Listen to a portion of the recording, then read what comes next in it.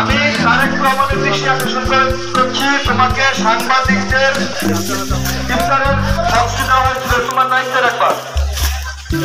সাংবাদিকদের জন্য যে ইফতারের বক্স করা হয়েছে সেটা তোমার দায়িত্বে রাখবা। আসসালামু আলাইকুম।